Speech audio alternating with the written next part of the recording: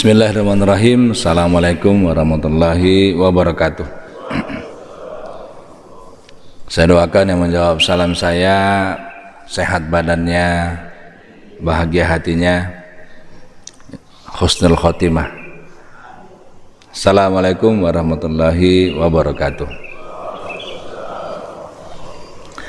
Para jamaah sekalian, pada yang kedua ini kita akan bahas dasar-dasar sistem ekonomi Islam, ya. Jadi sampai 6 bulan kita akan membahas tentang ekonomi Islam.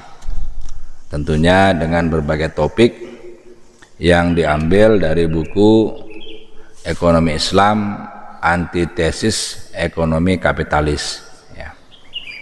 Nah, buku ini bisa didapatkan di DKM, ya. Bulan lalu saya sudah titip beberapa buku di DKM bagi jamaah yang ingin memilikinya, ya.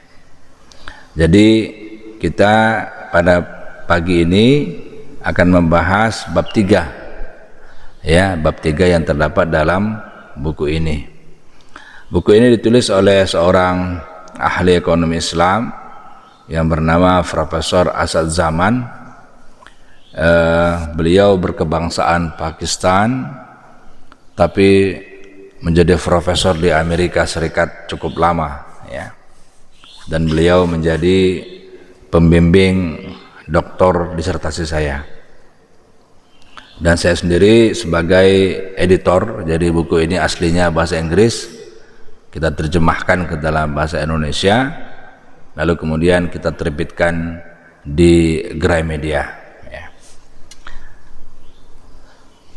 Jamaah sekalian, adapun agenda kita yang akan kita bahas pada pagi hari ini ada 3 poin besar. Yang pertama adalah pandangan Islam tentang manusia. Yang kedua, makna kekayaan dan kebebasan. Dan yang ketiga, perbedaan prinsip-prinsip ekonomi Islam dan neoklasik, ya. Jadi tidak banyak, hanya 3 topik ini yang akan kita bahas pada pagi hari ini. Nah, pertama kita masuk kepada satu statement dalam Al-Maidah ayat 3, ya, yang mengatakan bahwasanya agama Islam ini adalah agama yang sempurna, ya. Coba dibuka ayatnya, coba diambil HP-nya, ambil HP-nya, buka ayatnya. Sudah ketemu? Al-Maidah ayat 3. A'udzubillahi minasyaitonirrajim. Bismillahirrahmanirrahim. Ya, ini apa namanya, panjang ayatnya, ya. Panjang ayatnya tentang beberapa hal yang diharamkan. A'udzubillahi minasyaitonirrajim. Hurrimat 'alaikumul maitata waddama, ya, walahmun khinzir, ya. Alaikumul maitatu waddamu walahmul khinzir wa ma uhilla li ghairillahi bih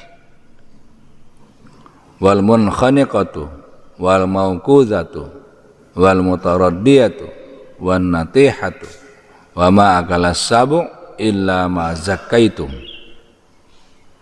ya.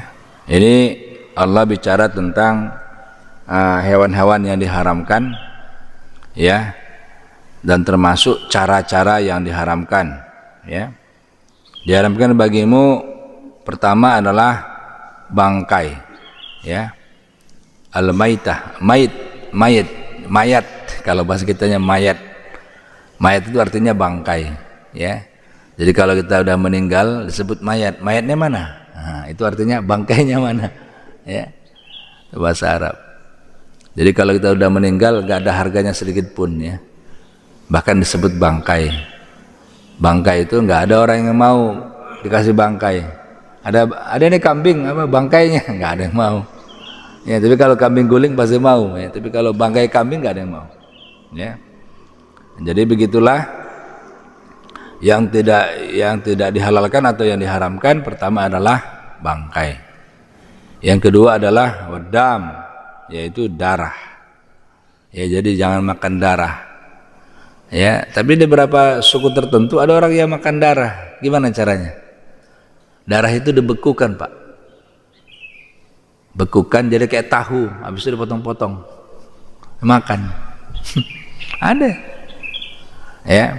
Nah, itu diharamkan dalam Islam. Lalu apa? Walahmul khinzir. Daging babi, ya. Daging babi ini pun diharamkan, ya.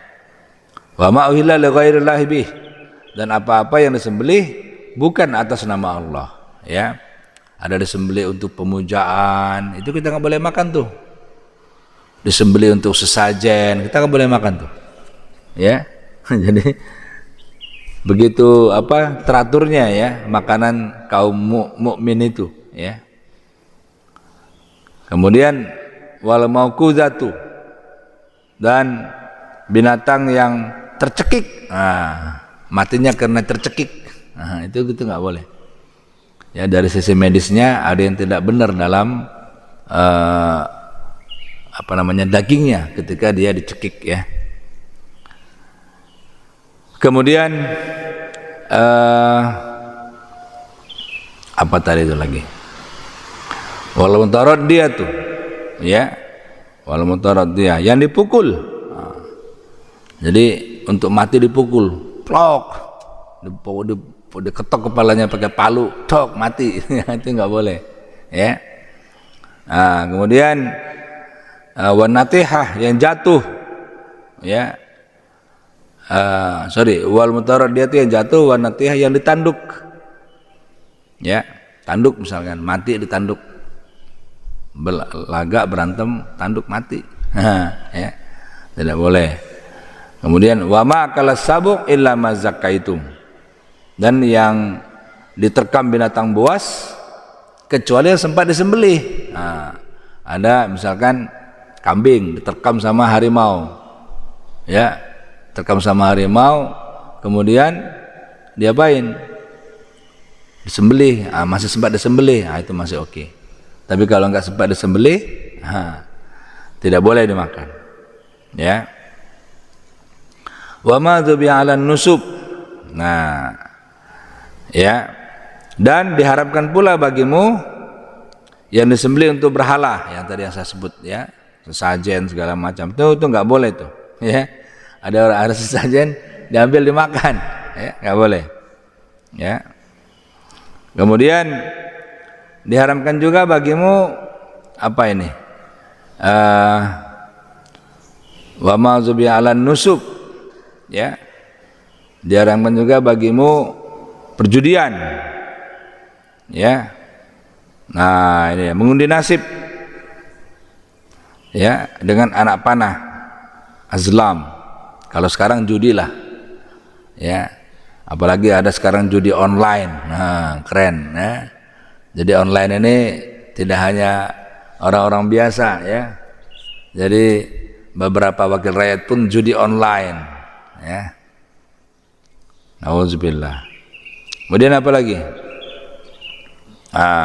Ya, wa antas taqsimu bil azlam zalikum fisq. Nah, itu semua adalah kefasikan, ya. Al yauma ya'isal ladzina kafaru min dinikum, dan hari ini, ya, dan hari ini orang-orang kafir telah putus asa untuk mengalahkan agamamu, ya. Sebab itu fala taksauhum, janganlah takut kepada mereka, wakshauni, dan takutlah kepadaku, ya. Nah, baru Allah jelaskan tentang sempurnanya Islam.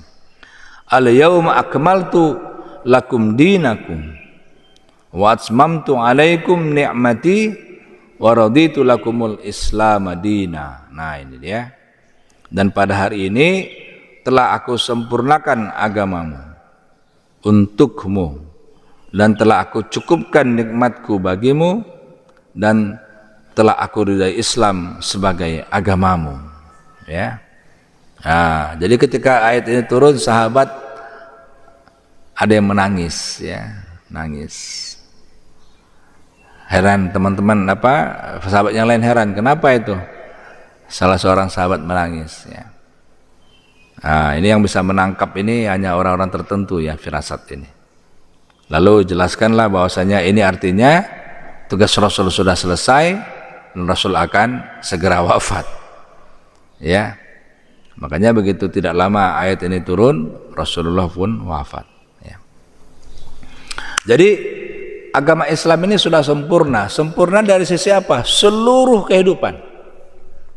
Mau bicara apa? Bicara keluarga, ada. Bicara politik, ada. Bicara sosial, ada. Bicara sains, ada. Bicara ekonomi, ada. Nah, ya. Jadi kalau kita mau menata ekonomi kita, nggak usah lihat orang-orang barat, nggak usah lihat agama-agama lain. Agama Islam aja lihat. Nah, cukup itu. Karena apa? Allah sudah sebutkan sempurnakan. Allah sudah sempurnakan bagimu agamamu. Ya. Nah, ini dia.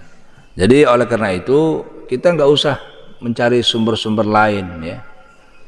Dulu saya masih senang baca-baca buku-buku psikologi yang buku-buku motivasi itu, yang terbitan barat itu. Masih suka saya baca. Ya. Tapi kesini setelah saya pelajari, ya, saya pelajari Islam, masya Allah, ya. Pelajari saja Al-Quran dan kitab-kitab yang ditulis para ulama itu nggak ada semua itu. Saya baru baca kitab namanya Sayyidul Khatir. Ya. Sayyidul Khatir ini sebuah kitab yang ditulis oleh Imam Ibnu Zawji.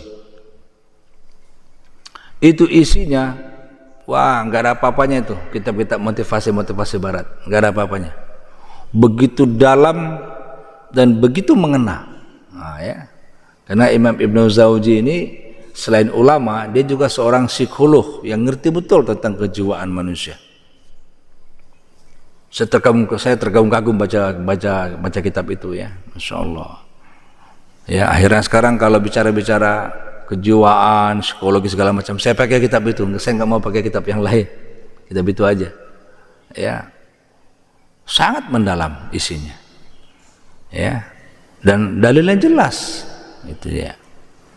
Jadi apapun kalau kita mau bahas apapun, lihatlah Islam, lihatlah Al-Quran, lihatlah hadis. Itu adalah sumber ilmu. Al-Quran, hadis itu sumber ilmu. Ya. Al-Quran, hadis, ijma, qiyas, semuanya itu sumber ilmu. Ya. Nah, lalu kalau kita lihat ke dalam ekonomi, ya. Ini saya kutip daripada pernyataan Capra. Ya, Capra ini seorang ahli ekonomi yang mendapat hadiah Faisal Prize, ya, dari Raja Faisal ketika itu tahun 80. Seorang ekonom Islam di awal-awal ketika orang jarang bicara ekonomi Islam, dia sudah bicara ekonomi Islam. Ya, kemudian beliau sempat menjadi dosen saya di Islamabad. Ya. Apa kata Capra? Dia bilang maksimalisasi hasil semata tidak bisa menjadi tujuan masyarakat muslim. Hal itu harus disertai dengan memastikan upaya-upaya tersebut diarahkan untuk kesehatan spiritual, keadilan, dan perilaku yang adil. Nah, ya. Jadi kaya itu tidak bisa menjadi tujuan seorang muslim. Ya. Tidak bisa menjadi tujuan. Tapi sarana untuk apa? Untuk mencapai ketinggian spiritual. Nah. Makanya banyak orang kaya yang spiritualnya tinggi, dia mensedekahkan hartanya sebanyak-banyaknya. Ya. Sebanyak-banyaknya. Ada di Arab Saudi namanya Al-Rajhi, ya. Itu adalah salah satu konglomerat Arab Saudi yang pernah dinobatkan sebagai orang terkaya oleh majalah Forbes, ya. Al-Rajhi ini punya semua bisnis. Ya, mulai dari perbankan, dari sektor real, semua dia punya bisnis. Ya. Dan Ar-Raji kemudian mewakafkan 100.000 batang pohon korma yang dia miliki yang ada di provinsi Riyadh, dan itu menjadi wakaf terluas di dunia untuk pohon korma. Jadi kalau kita haji yang bilang halal korma itu dari dia itu. 100.000 batang pohon korma. Berapa luasnya itu? Ya.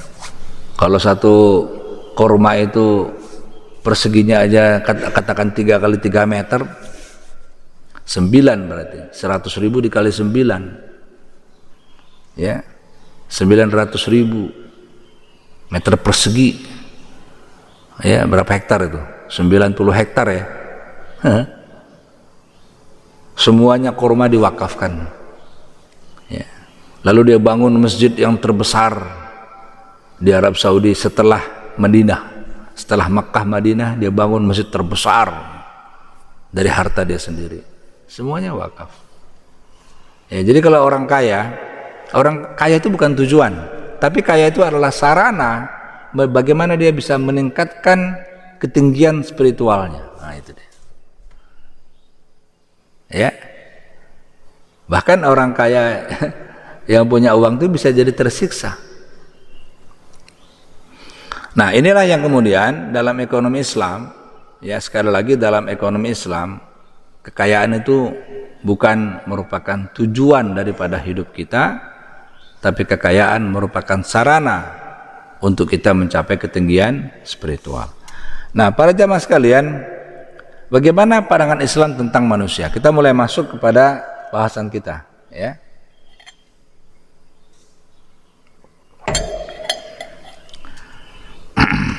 Nah, pertama, manusia itu bersifat dinamis dan kompleks, ya. Ya. Pandangan Islam tentang manusia bersifat dinamis dan kompleks. Namun di atas semua itu ada pilihan yang lebih tinggi. Ya, mari kita lihat ayatnya ya. Surat Ali Imran ayat 14.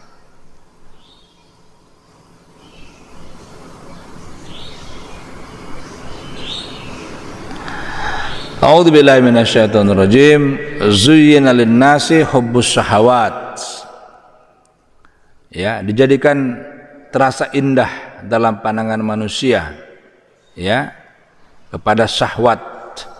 Ya. Syahwat ini apa-apa yang diinginkan, itu syahwat namanya. Ya. Jadi kalau seorang laki-laki ingin kepada perempuan itu namanya syahwat. Seorang manusia ingin kepada harta itu namanya syahwat. Seorang manusia ingin memiliki jabatan itu namanya syahwat, ya. Jadi syahwat itu apa-apa yang diinginkan, baik berupa harta, tahta, wanita, Toyota, ya, dan lain sebagainya. Nah, yang pertama apa? Minan nisa.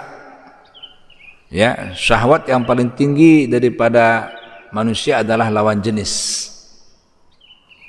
Lawan jenis. Makanya doa untuk supaya terhindar daripada fitnah wanita itu sangat dianjurkan. Ya, Allahumma inni a'udzubika min fitnatin nisa. Ya Allah, jauhkanlah aku daripada fitnah perempuan. Ya, karena dengan perempuan, ya, semua karir hancur. Hancur, cur. Ya, hancur.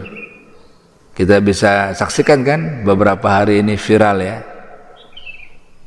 tentang pejabat negara yang main perempuan akhirnya dipecat gitu ya. Hancur, cur.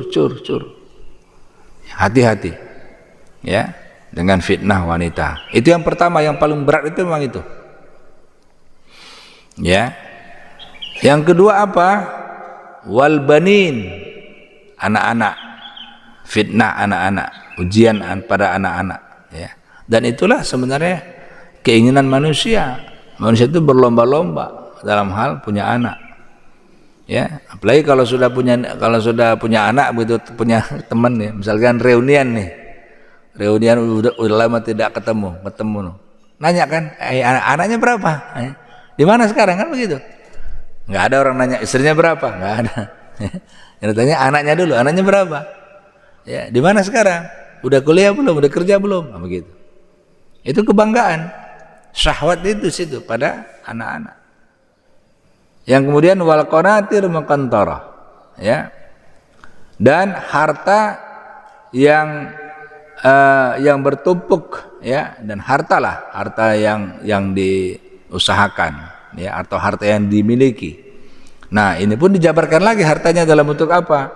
Pertama minaz zahab, dalam bentuk emas, ya. Jadi memang harta itu dari dulu itu emas, ya. Kakek-kakek, nenek saya dulu kalau sudah punya duit itu selalu beli emas, ya, selalu beli emas. Dulu namanya ada emas rupiah gitu ya. Emas rupiah itu sama nenek saya itu ditaruh dalam kaleng, nanti dia punya uang beli emas lagi taruh kaleng gitu ya. Udah penuh, pergi haji dia, ya. Tahun 83 dia pergi haji. Ya, karena dulu mudah sekali haji kan, daftar langsung berangkat, itu, ya. Dari itu nabung, ya. Padahal nenek saya pedagang biasalah, ya, pedagang pakaian gitu ya, tapi gitu. Nah, jadi kriteria harta yang pertama resmi adalah emas, ya. Dan emas ini sebenarnya ada rahasianya. Jadi kalau kita mau nyimpan uang, nyimpan emas saja, ya. Kenapa? Karena harga emas naik terus. Ada nggak harga emas turun? Ada, tapi dia dalam jangka pendek. Dalam jangka panjang emas naik terus, ya. Nah, makanya ada orang yang itu, Pak Ustadz, ini gimana nih? Saya beli rumah dengan harga emas. Ada nih cerita nih, ya. Saya beli rumah dengan harga emas. Dia beli rumah tahun 2017 kalau nggak salah, ya, atau 2018 dengan harga emas, ya, sebanyak 700 gram, ya. Oke, cicil tiap bulan 5 gram, 5 gram. Dulu masih harga emas 900, 5 gram. Tahu-tahu harga emas naik kan? Sekarang berapa harga emas? 1,3, 1,4 lah, ya, sekarang. Jadi 50%, cuas. Jadi muncul nanti berat, ya, berat. Nah, ya. Tapi kalau kita mau keluar dari riba, ya basisnya emas mestinya. Karena tentang riba itu hadisnya pada emas, ya. Zahab bi zahab, fiddah bi fiddah, yadan bi yadin, ya. Jadi kalau transaksi yang agar terhindar dari riba pakai emas, udah, ya. Jadi kapanpun bayarnya tetap segitu, misalnya mau zaman kapanpun nggak ada istilahnya pertambahan emas. Kalau misalkan 10 tahun 700 gram, kalau 20 tahun 800 gram, itu nggak ada. Dalam emas itu riba, ya. Jadi mau berapapun tetap 700 gram. Tapi kan konsekuensinya kalau kita lihat ekonomi, harga emas terus naik. Nah, itu harus dipikirkan, ya. Nah, dulu ketika ayah saya pinjam uang, ya, untuk beli atap, ya. Jadi dulu ayah saya bikin warung depan rumah, terus kurang uang, pinjamlah ke temannya. Temannya ngasih emas. Ini emas, ketika itu 100 gram. Ini emas, silakan dijual. Lah nanti kan bayarkan emas lagi. Ya udah, ayah saya terima aja. Begitu bayar emas naik, waduh, kata ayah saya, waduh, ini emas naik nih, tapi harus bayar utang. Ya sudah, harus bayar utang, ya. Nah, jadi kecintaan manusia yaitu pada hal-hal yang sifatnya kebendaan, ya. Tadi harta, emas, perak, wal khail, musawamah, ya, ini kuda, ya, kuda pilihan. Ini kalau sekarang ini kendaraan, ya, kendaraan mewah misalnya, ya. Wal an'am, binatang ternak, wal hars, dan sawaladang, ya. Dzalika mata'ul hayatid dunya. Itulah kesenangan hidup di dunia. Jadi memang kalau mau senang hidup di dunia, punya semua ini, ya. Punya istri, punya anak-anak, punya apa lagi? Punya harta, punya emas, ya, punya perak, punya kendaraan mewah, punya rumah bagus, punya ternak, punya ladang, wah itu udah orang kaya lah. Apalagi kalau di kampung kan, kampung punya sawah yang luas, punya ternak yang banyak, itu udah orang kaya lah. Ya, itulah kesenangan di dunia. Wallahu indahu husnul ma'ab. Ya, dan di sisi Allah lah tempat kembali yang baik. Ya, kesenangan di dunia ini kita nikmati tidak lama. Ya, seusia kita lah. Itu pun kalau kita sehat. Kalau kita sakit nggak nikmatin juga, ya. Nah, makanya kemudian di ujung ayat Allah katakan wallahu indahu husnul sawa. Ya, tapi ada lagi kenikmatan yang lebih tinggi, yaitu kenikmatan di akhirat. Nah, artinya apa? Artinya segala yang kita miliki di dunia ini kita gunakan untuk mencapai ketinggian kita nanti di akhirat. Ya. Nah, jemaah sekalian, mari kita lihat bagaimana manusia menurut ekonomi Islam maupun ekonomi Barat. Ya, saya sebutkan ekonomi Barat ini sebagai istilah lain daripada ekonomi konvensional, ya, karena memang asalnya dari Barat. Nah, ekonomi Islam itu disebut dengan Homo Islamicus. Ya, apa itu Homo Islamicus? Manusia yang memiliki nilai-nilai Islam, manusia yang memiliki akhlak Islam, manusia yang tersibgoh dengan nilai-nilai Islam, sehingga apapun keputusan ekonominya dia dasarkan pada Al-Quran. Ketika Al-Quran nyuruh bersedekah, dia bersedekah. Ketika Al-Quran nyuruh berkorban, dia berkorban. Ketika Al-Quran nyuruh berzakat, dia berzakat. Ya, sudah tersibgoh dia dengan ajaran-ajaran Islam. Bagaimana kalau ekonomi Barat? Ekonomi Barat ini manusia disebut dengan Homo economicus. Jadi hidup dia hanya profitnya ekonomi, keuntungan. Ya, kalau nggak untung tidak akan diambil. Dan sifat keuntungannya keuntungan dunia, material saja yang sifatnya hanya sementara. Lalu dalam ekonomi Islam, ya, manusia itu didasarkan pada norma-norma sosial tentang kerjasama dalam satu komunitas dengan tujuan yang sama. Ya, ini juga sudah saya ulang dalam pertemuan pertama kemarin, ya, bahwasanya tujuan kita hidup itu apa, kan gitu kan? Bahagia.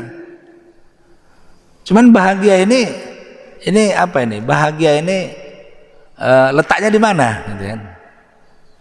Di mana letaknya bahagia itu? Kalau dalam Barat itu lebih jelas mendefinisikan bahagia. Jadi dalam Barat itu, dalam bahasa Inggris ya, ada namanya happiness, ada namanya comfortable.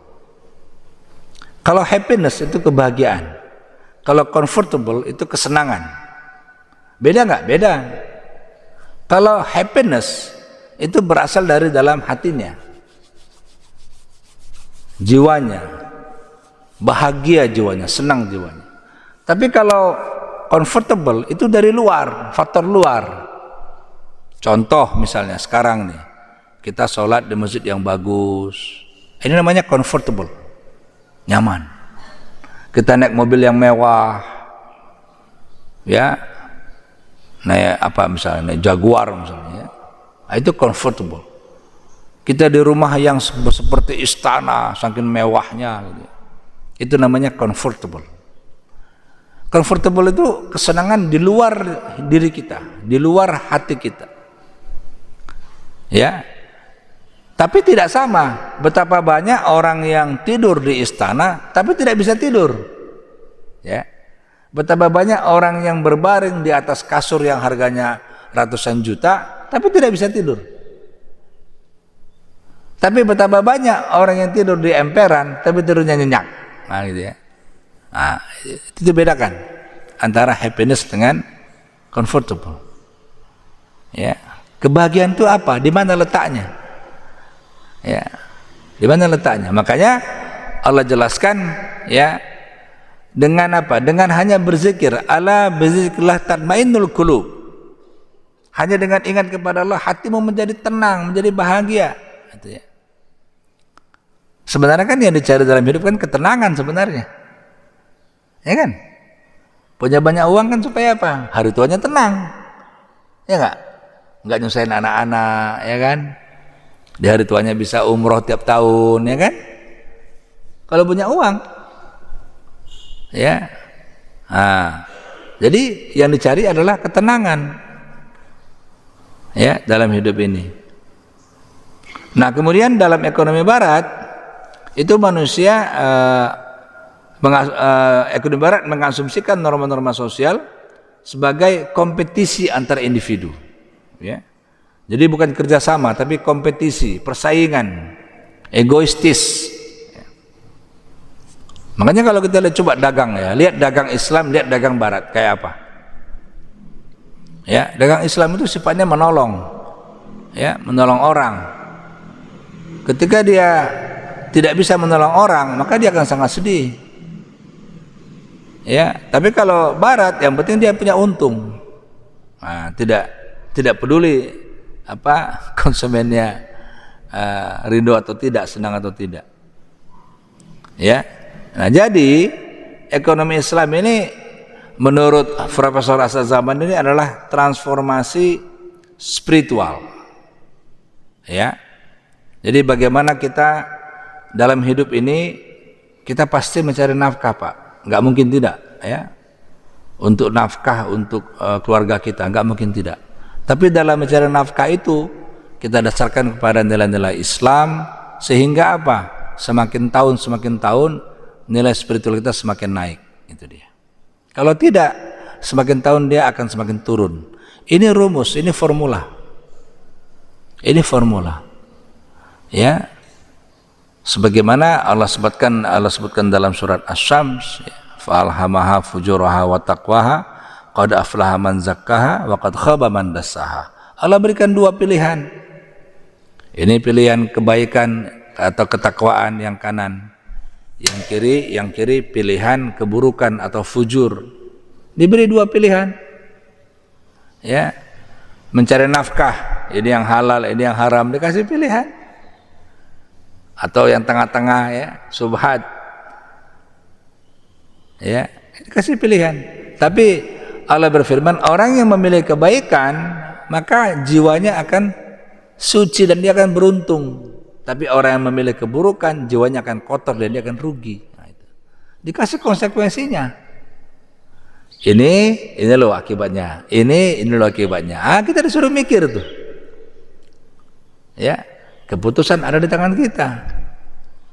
Jadi kalau kita hidup mencari nafkah dengan cara-cara yang tidak halal, dengan cara-cara yang haram, ya, katakanlah itu judi online segala macam itu, ya. Itu nanti jiwa kita makin lama makin kotor. Nah, itu dia. Waqad khaba man dassaha. Jiwanya makin lama makin kotor. Apa akibatnya? Spiritualnya makin rendah. Bayangkan kalau kemudian ketika posisi spiritual rendah dia mati. Aduh. Kasihan. Ya. Kasihan. Sementara kalau ekonomi barat manusia itu apa? Transformasinya material saja. Tidak spiritual. Ya. Nah, gitu.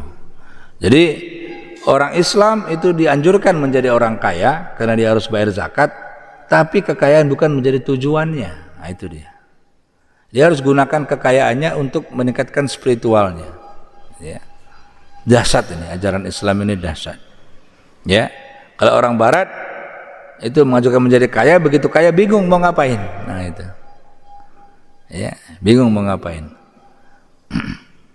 Nah, jemaah sekalian, bagaimana orientasi pembangunan menurut ekonomi Islam maupun ekonomi barat? Ya. Nah, menurut Bari tahun 2011, ya, ekonomi Islam ini orientasinya manusia. Ini Bari mengutip pernyataan daripada Mahbubul Haq, ya, ekonom yang berasal dari Pakistan yang menjadi ekonom di Amerika, ya, di kalau nggak salah di Bank Dunia pada saat itu. Ya, dia bilang apapun yang menjadi kemajuan ekonomi itu mesti orientasinya manusia. Ya, jangan gara-gara ekonomi manusia dikalahkan. Ya. Jangan gara-gara investasi misalnya manusia dizolimi misalnya. Itu tidak begitu ekonomi Islam itu. Ya, jadi orientasinya manusia. Kalau Barat pertumbuhan, selalu investasi selalu begitu, pertumbuhan. Yang kedua, ekonomi Islam itu menganut pada penyebaran kekayaan. Kekayaan itu tidak boleh numpuk, Pak. Nggak boleh numpuk di satu orang. Al-Hasyr ayat 7, nggak boleh numpuk. Dia harus merata, menyebar. Makanya begitu numpuk dipaksa dengan zakat. Bayar zakat. Paksa itu. Itu namanya instrumen pemaksaan dari orang kaya supaya hartanya menyebar ke orang miskin. Tapi ada yang sifatnya tidak paksaan. Apa itu? Sedekah, wakaf, infak, itu tidak paksaan. Ya. Nah, sementara Barat adalah penumpukan kekayaan. Nah, yang terakhir, ekonomi Islam itu orientasinya adalah pada pertumbuhan spiritual. Ya. Sementara Barat karena dia tidak ngerti juga agama barangkali ya, dia masuk pada pertumbuhan material. Nah, jadi ada yang menarik ini, riset daripada Esterlin tahun 2010. Dia mengatakan begini, peningkatan kekayaan tidak memiliki dampak jangka panjang terhadap kebahagiaan. Ini menarik ini. Ya. Dalam jangka panjang ya. Peningkatan kekayaan tidak memiliki dampak jangka panjang terhadap kebahagiaan. Jadi artinya begini, kebahagiaan itu Pak bukan milik orang kaya. Kebahagiaan itu milik orang yang bertakwa. Miskin, kaya, bertakwa, dia bahagia. Ya. Jadi oleh karena itu dalam hidup ini jangan jadikan kekayaan sebagai tujuan. Salah kita. Ya. Kalau itu kita lakukan, teman saya mengatakan Dr. Amir Faisal ya, yang ahli tafsir. Kalau itu kita lakukan, dia bilang kita seperti berlari maraton tanpa garis finish. Coba bayangkan Pak, berlari maraton tanpa garis finish, kayak apa? Itu permisalan yang saya sering kutip ini dari Dr. Amir Faisal ini. Ya, apabila kita jadikan kekayaan sebagai tujuan hidup kita, maka sesungguhnya kita sedang berlari maraton tanpa garis finish. Apa finishnya? Mati saja. Ya. Tapi bukan kemudian dengan ini, saya nggak usah kaya. Bukan begitu. Kalau kita nggak kaya, kita nggak bisa bayar zakat, kita nggak bisa wakaf masjid. Ya. Jangan jadikan tujuan itu saja. Jangan jadikan tujuan. Gunakan sebagai upaya untuk meningkatkan spiritual kita itu. Ya. Jadi teringat kepada kebahagiaan ya, ada dua sudah disertasi masalah kebahagiaan ini. Yang pertama tahun 2000 berapa itu ya? 2019 lah. Atau tahun 2021 lupa saya ya. Itu disertasi doktor di Trisakti tentang variabel kebahagiaan. Ada 5 variabel kebahagiaan menurut dia ya, menurut Promovendus yang saya sebagai pembimbingnya gitu, pembimbing doktornya ya. Nanti kapan-kapan kita bahas lah 5 variabel kebahagiaan itu apa. Lalu disertasi kedua masih disertasi doktor juga yang minggu depan akan saya uji ya, saya sebagai penguji. Kalau tadi saya sebagai pembimbing, kalau ini saya sebagai penguji. Dia juga melihat indikator-indikator kebahagiaan. Yang jadi pertanyaan, apakah kebahagiaan ini bisa diukur lewat variabel-variabel yang sifatnya kuantitatif ya, atau tidak. Tapi artinya apa? Ya orang Pak kalau hidup pasti pengen bahagia kan? Pasti pengen bahagia. Nah, cuman bagaimana mereka mempersepsikan bahagia itu keliru gitu. Keliru. Salah. Ya. Nah, lalu Profesor Asad Zaman membahas tentang kekayaan dan kebebasan. Ya. Jadi sebenarnya kekayaan itu apa gunanya? Untuk mencari pahala akhirat. Nah ini dia. Coba dibuka surat Qasas ya. Qasas ini surat 28 Pak, Ibu ya. Surat yang ke-28, surat Qasas ayat 77 ya. Ini jelas ini. A'udzubillahi minasyaitonir rajim wabtaghi fima atakallahu darul akhirah wala tansa nasibaka minad dunya wa ahsin kama ahsanallahu ilaik wala tabghil fasada fil ard innallaha la yuhibbul mufsidin ya. Wabtaghi, dan carilah ya fima, pada apa-apa atakallahu yang Allah berikan kepadamu darul akhirah ya, yaitu negeri akhirat ya. Artinya apa? Carilah pahala akhirat melalui apa yang telah Allah berikan kepadamu. Nah, itu dia ya. Jadi kalau Allah berikan kita harta, gunakan harta untuk mencari pahala akhirat. Kalau Allah berikan kepada kita ilmu, gunakan ilmu untuk mencari pahala akhirat. Allah berikan kepada kita kekuasaan, jabatan, kita gunakan jabatan untuk mencari pahala akhirat. Semua pendeknya semua yang kita miliki ini kita jadikan sebagai apa? Sebagai sarana untuk mencari pahala akhirat. Jelas nih ayatnya. Ya. Al-Qasas ayat 77. Nah, kemudian Profesor Asad Zaman juga bicara tentang harta. Bagaimana harta itu dalam Islam dan dalam filsafat barat ya. Dalam Islam harta itu amanah, titipan. Bukan milik kita ya. Tapi kalau barat ya kuasa mutlak. Suka-suka dia. Ya. Kemudian karena harta merupakan titipan, maka harus dikelola sesuai dengan yang memberi titipan. Nah, ini dia. Ini menarik. Ya. Kenapa? Karena pengelolaan harta itu sudah Allah buat aturan-aturannya. Begini. Nah, tinggal kita punya harta, kita ikutin aturan itu aja, selesai. Ya. Kalau orang barat, kalau orang kafir, dia nggak mau ikut aturan itu, dia mau sesuai dengan selera dia ngelola harta itu. Ya, ini diabadikan dalam surat Hud ayat 87. Ya. Ini menarik ya. Jadi orang-orang kafir itu harta-harta saya, suka-suka saya, mau saya apain? Ya, itu surat Hud. Ya, surat Hud ini surat 11 ya. Ayat 87.